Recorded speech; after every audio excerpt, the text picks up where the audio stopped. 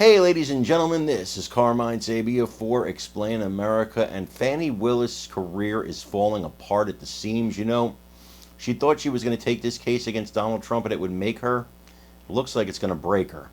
Before we get started, please make sure you like, comment, share, and subscribe.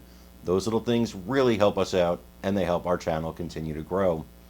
If you've been following us here today at Explain America, you know the breaking news today: Judge McAfee tossed several of the charges against former President Donald Trump that were brought by Fani Willis and her team.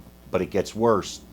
As she's now contemplating disqualifying her from the case, as she faces possible ethics violations, as she faces possible perjury charges, and as she faces real scrutiny over the fact that she testified under oath that she had campaign cash in her house unaccounted for, even more bad news has come out for her.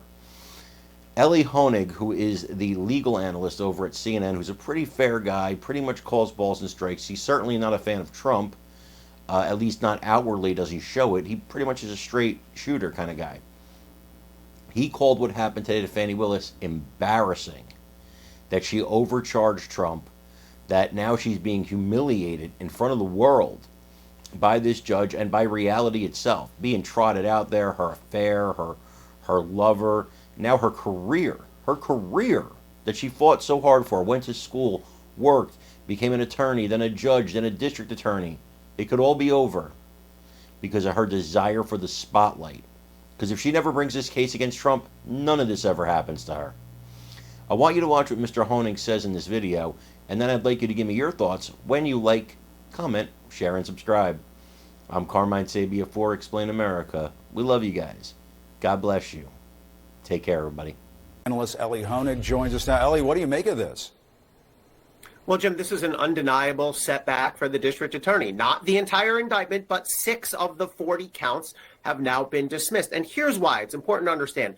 Georgia state law has this sort of unusual law that says it's a crime to solicit, to ask a public official to violate his official oath of office. And as Nick just laid out, there are 6 counts in this indictment that say Donald Trump and other defendants asked various members of the Georgia Senate and the Georgia legislature and the Georgia Secretary of State, other public officials, to violate their oaths to the Constitution by essentially swinging the election. But what the judge says here is, you prosecutors, you have to say what part of the Constitution. The judge says there are hundreds of provisions in the U.S. Constitution and in the Georgia state Constitution. And the purpose of an indictment is to give defendants notice so they know what they're defending against. And you can't just say, well, you tried to violate the Constitution. The judge says what you have to say is what specific provisions of the Constitution, what specific sections of the Constitution. That's not in the indictment. Therefore, the judge says those charges are legally unfounded, and now they're dismissed.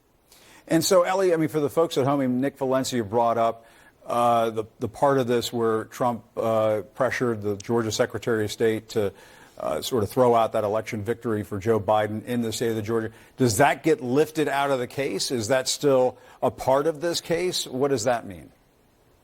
It is still part of the case, that particular act, that phone call between Donald Trump and Brad Raffensperger, where Trump asks him to just find 11,780 votes. We've all heard it many times. That is still part of the case. That phone call is still part of the case. There are other charges in the case that squarely relate to that phone call. For example, the first count in the indictment, which is the very broad racketeering count,